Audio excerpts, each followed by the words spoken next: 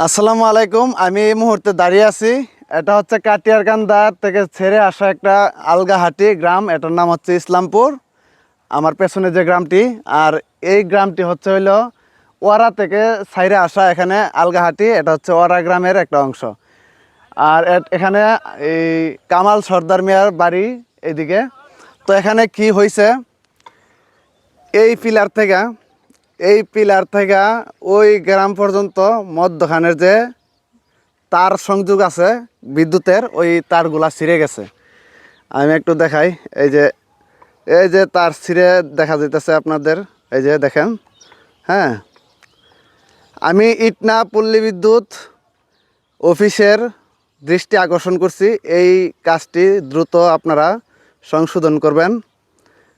এটা হচ্ছে কাটিয়ারকান্দা গ্রামের আলগাহাটি ইসলামপুরের একটা অংশ, আর এটা হচ্ছে ওয়ারা গ্রামের আলগাহাটির একটা অংশ।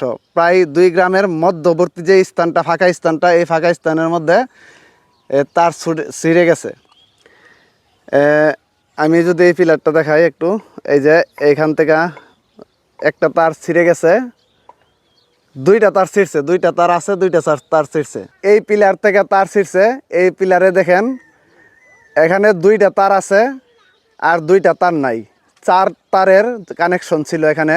তো এই দুই তারের মধ্যে কি হয়েছে, এক তার ওই পিলারের সাথে ঠিকই সংযোগ আছে, আর এক তার ওই এখানে জুল্লা পইরা রয়েছে, আর আরেক তার রয়েছে এখানে, আরেক তারের কোনো হদিশ নেই। তা আমি আশা করব ইটনা বিদ্যুৎ অফিসের যারা কর্মরত লোক আছেন, আপনারা এটা দ্রুত সংস্কার করবেন। এখানে অনেক বড় ধরনের একটা অ্যাক্সিডেন্ট হয়ে গেছে। এটা গতকালের ঝড়ে এটা এখানে অনেকগুলো তার বিচ্ছিন্ন, ছিঁড়ে লাইন বিচ্ছিন্ন হয়ে গেছে।